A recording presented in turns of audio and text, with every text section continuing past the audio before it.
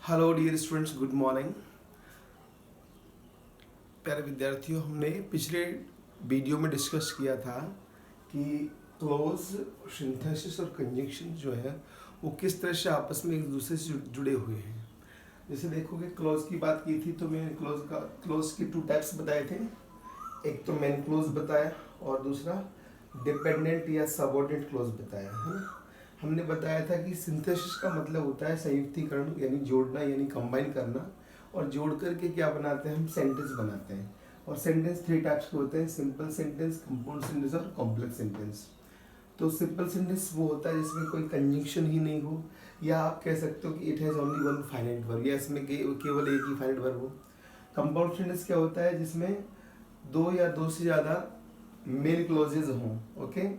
या आप कह सकते हो कि इसमें कोऑर्डिनेटिंग कंजंक्शंस का यूज़ किया गया हो। हमने बताया था कॉम्प्लेक्स सेंटेंस वो होते हैं जिनमें एक तो मेन क्लॉज होता है और एक या एक से ज़्यादा क्या हो सकते हैं, इसमें डिपेंडेंट क्लॉजेज हो सकते हैं, ठीक है।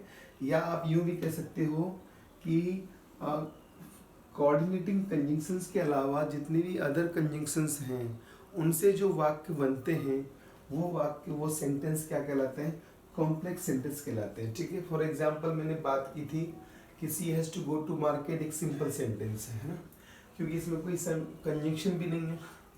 जबकि she will not come and I shall not go जो सेंटेंस है, इस सेंटेंस में आप देख सकते हो कि एंड कंजंक्शन का यूज़ किया गया है। और एंड कंजंक्शन किस में से आता है, कोऑर्डिनेटिंग कंजंक्शन से आता है, इसलिए ये सेंटेंस कैसा है, कंपाउंड सेंटेंस है।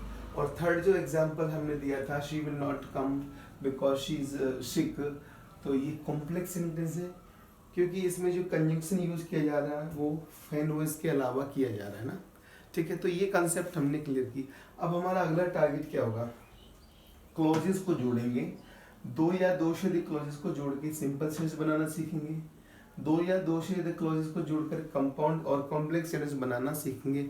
हमारा अब यही अगला टारगेट रहेगा, ओके। तो सबसे पहले हम आपको बताएंगे कि किस तरह से हम सिंपल सेंटेंस को कैसे कंबाइन करते हैं या कैसे बनाते हैं।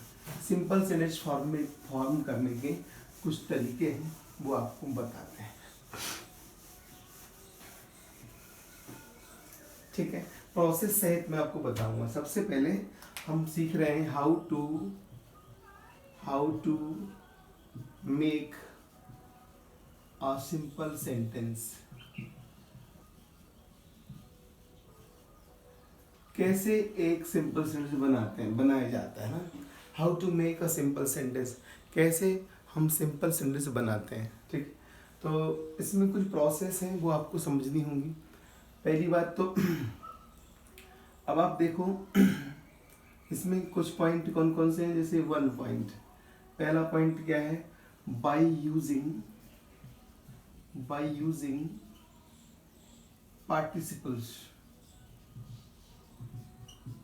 पार्टिसिपल्स का यूज करके हम क्या बना सकते हैं, सिंपल सेंटेंस का निर्माण कर सकते हैं। पार्टिसिपल्स का प्रयोग करके हम सिंपल सेंटेंस बना सकते हैं। तो सबसे पहली बात आती है कि पार्टिसिपल्स क्या होते हैं ना। तो पार्टिसिपल क्या होते हैं, ये देखो पार्टिसिपल्स क्या होते हैं। तो these are non finite verbs. पहली बात, यानी ये जो वर्ब होती हैं वो नॉन फाइनाइट होती हैं, यानी जो है ये अकॉर्डिंग टू सब्जेक्ट चेंज नहीं होती, ठीक है। और आप कह सकते हो इसमें कौन कौन सी हैं, these are non finite verbs. ये नॉन फाइनाइट वर्ब्स तो हैं, पर हैं कौन कौन सी, एक दो देखो, V1 प्लस ING, ठीक है। ये पार्टिसिपल है, इसका नाम क्या है, प्रेजेंट पार्टिसिपल, प्रेजेंट पार्टिसिपल। दूसरा वाला कौन सा है, V3, और इसका नाम है वर्ब की third form, okay. V3 means verb की थर्ड फॉर्म। V3 आप कह सकते हो, V3 वर्ब की थर्ड फॉर्म, इसको कहते हैं पास्ट पार्टिसिपल, पास्ट पार्टिसिपल। और तीसरा वाला जो पार्टिसिपल है वो है हैविंग प्लस V3, ठीक है, हैविंग के साथ बी थ्री लगेगा और ये बनेगा अपना perfect participle. Perfect participle, perfect participle. तो हमारे पास तीन पार्टिसिपल्स हैं ना, प्रेजेंट पार्टिसिपल यानी B one plus ING, B three past participle and having plus B three perfect participle. अब इसमें ध्यान रखने वाली बात क्या है, देखो अगर आप किसी वर्क को मतलब करते हुए अगर शो करें, करते हुए, करते हुए, जैसे जैसे आप कहोगे गोइंग, तो गोइंग का मतलब क्या है, जाते हुए। ठीक है, अगर आप कहोगे स्लीप, स्लीप में आई नहीं लगा होता कि स्लीपिंग का अर्थ क्या होगा, सोते हुए। ऐसे इसका अगर आप लिख दोगे ईटिंग, तो ईटिंग का मतलब क्या होगा, खाते हुए। कोई काम आप करते हुए कोई भी काम कर रहे होगे, प्रेजेंट पार्टिसिपल का यूज जो करेंगे तो इस तरह का सेंस निकलेगा। एक ये है किया हुआ, यानी किया हुआ, कोई काम किया हुआ है तो इसके लिए यूज होता है ये, जैसे डन, डन मीन्स किया हुआ, किया हुआ। अब आप कहोगे ब्रोकन, ब्रोकन थर्ड फॉर्म है ना ये, तो ब्रोकन का मतलब टूटा हुआ, टूटा हुआ। इस तरह के सेंस निकलते हैं इसमें। जैसे अगर आ जाएगा टायर्ड, तो मतलब थका हुआ, थका, ये तो एडजेक्टिव है, इसको छोड़ो। और भी आप कोई भी ले सकते हो वर्ब की थर्ड फॉर्म, जैसे मैं कह सकता हूँ स्लैप, स्लेप्ट, स्लेप्ट का मतलब सोया हुआ, सोया हुआ। अब आप कहोगे ईटन, ईटन मतलब खाया हुआ, खाया हुआ। इस तरह से सेंस निकलते हैं। और परफेक्ट पार्टिसिपल का जो यूज होता है वो काम अभी अभी पूरा किया है, मतलब हाल ही में, हाल ही में पूरा हुआ। कोई काम अभी अभी पूरा किया है आपने, करके आप कह सकते हो।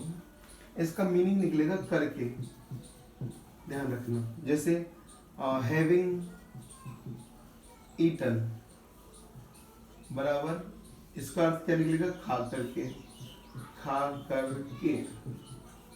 अगर आप कहोगे हैविंग गॉन, मतलब जा करके, जा करके।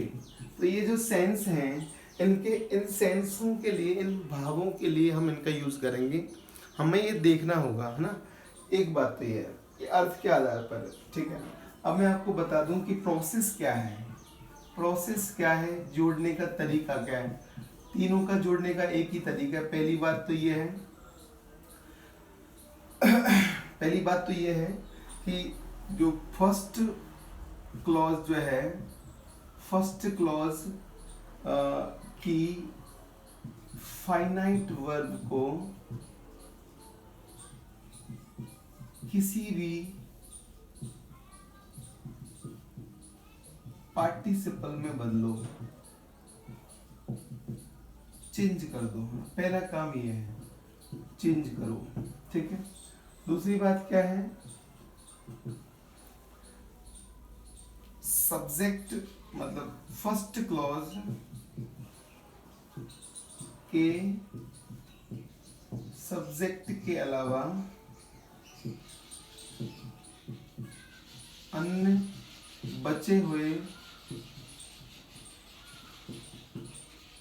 क्लॉज को लिख दो, क्लॉज को लिखो एवं कॉमा भी लगाओ, कॉमा भी लगाओ, ठीक है। दो काम ये। तीसरा काम क्या है, फर्स्ट क्लॉज के सब्जेक्ट को लिखो। और चौथा काम क्या है, सेकंड क्लॉज के सब्जेक्ट के अलावा, सब्जेक्ट के अलावा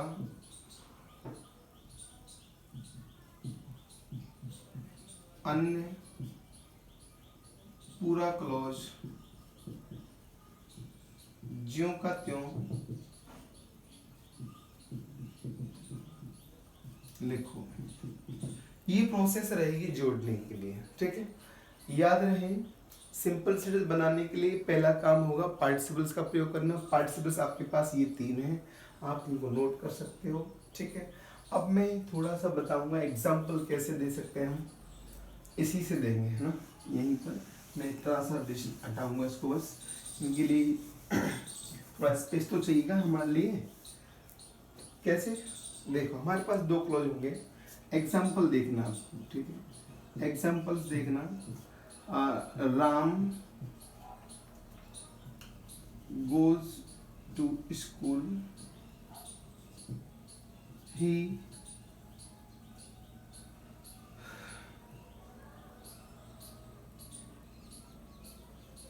रीड्स देयर। राम विद्यालय जाता है, वो वहाँ पढ़ता है ना। तो हमारे पास 2 क्लॉज हो गए, एक तो ये और एक क्लॉज। अब हमें क्या करना, प्रोसेस देखो, है ना। मान लो हमें से पार्ट दे, पहली बात तो मान क्यों ले, हमें ये देखना पड़ेगा कि बनाना किससे है, सही अर्थ भी तो निकलना चाहिए। राम विद्यालय जाता है, वह वहाँ पर पढ़ता है, तो आप यूँ कह सकते हो क्या, राम विद्यालय जाते हुए पढ़ता है, नहीं, अर्थ नहीं निकलेगा। आप कह सकते हैं राम विद्यालय जाया हुआ पढ़ता है, नहीं, राम विद्यालय जाकर के पढ़ता है, ये अर्थ तो निकल सकता है। इसीलिए जब ये अर्थ निकलेगा, ध्यान रहे ये अर्थ नहीं निकलते, इसका अर्थ है करते हुए। तो विद्यालय जाते हुए कोई पढ़ाई नहीं करती वहाँ पे, या पढ़ाई नहीं करता राम वहाँ पे, तो इसलिए वो यूज नहीं कर सकते।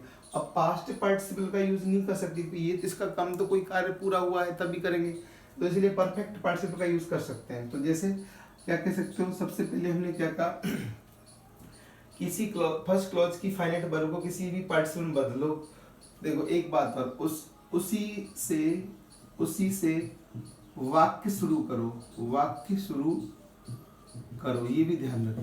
तो हमने परफेक्ट पार्टिसिपल में बदलना है, तो क्या होगा, एग्जाम्पल में हैविंग, और इसकी थर्ड फॉर्म ले लो, गोस की थर्ड फॉर्म क्या होगी, गॉन, हैविंग गॉन। बचे हुए शब्दों को लिख दो, फर्स्ट क्लॉज के सब्जेक्ट के अलावा, सब्जेक्ट राम के अलावा बचे हुए शब्द कौन कौन है, टू स्कूल, तो लिख दो हैविंग गॉन टू स्कूल। फिर हमने क्या कहा था, कॉमा भी लगाएं, कॉमा भी लगा दिए, ठीक है। तीसरा पॉइंट क्या है, फर्स्ट क्लॉज के सब्जेक्ट को लिखो। फर्स्ट क्लॉज का सब्जेक्ट राम है, तो हमने राम लिख दिया है। फिर हमने क्या कहा, सेकंड क्लॉज के सब्जेक्ट के अलावा अन्य पूरा क्लॉज ज्यों का त्यों लिख दीजिए। तो सेकंड क्लॉज का जो सब्जेक्ट है ही है, उसको हटा दिया और ज्यों का त्यों लिख देंगे, राम रीड्स देयर। ये इसका अर्थ मतलब सही सिंपल सेंटेंस बनेगा। अब आप देख सकते हो, अकॉर्डिंग टू डेफिनेशन है, the sentence has no conjunction at all. इस सेंटेंस में कोई कंजंक्शन नहीं दिख रहा आपको। दूसरी बात क्या है, आप देख सकते हो कि यहाँ पर इसका अर्थ भी पूरा बैठ रहा है। आप ये तो ध्यान रहे, आपको लग रहा होगा कि सर ने प्रेजेंट पार्टिसिपल का प्रयोग क्यों नहीं किया, सर ने पास्ट पार्टिसिपल का प्रयोग क्यों नहीं किया, क्योंकि इनके अर्थ सही नहीं बैठेंगे। आपको अर्थ के आधार पर ही देखना होगा, ठीक है। जैसा अर्थ निकलेगा वैसा ही पार्टिसिपल आपको यूज करना पड़ेगा, ठीक है। अब आप एक एग्जांपल और देखो, ठीक है। कैसे, जैसे आई वॉच्ड टेलीविजन, मैंने टेलीविजन देखा।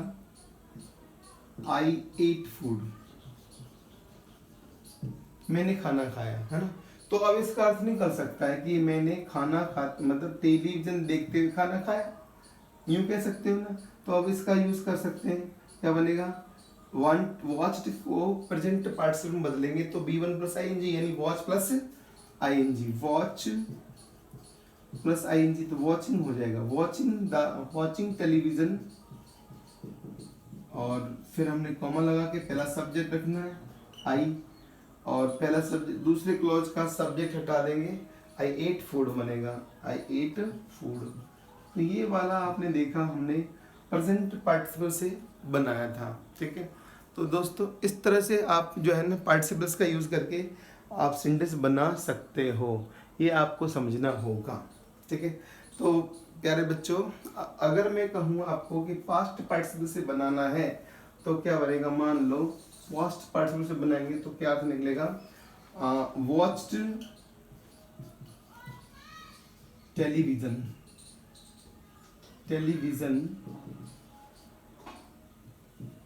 आई एट फूड, मतलब अब इसका अर्थ भी कर सकते हो, वॉच मीन्स टेलीविजन देख कर, मतलब काम ने पूरा करे, टेलीविजन देख लिया फिर आपने खाना खाया है, ये अब इसका अर्थ निकल रहा है। इसका अर्थ क्या निकल रहा था, watching television I ate food, मतलब टीवी देखते देखते मैंने खाना खाया। इसका अर्थ क्या निकला, टीवी देख लिया आपने पहले, और इसका यूज करेंगे तो टीवी देख करके अर्थ आ सकता है। तो प्यारे बच्चों, ये था पार्टिसिपल्स का प्रयोग करके सिंपल सेंटेंस का निर्माण करना, ठीक है।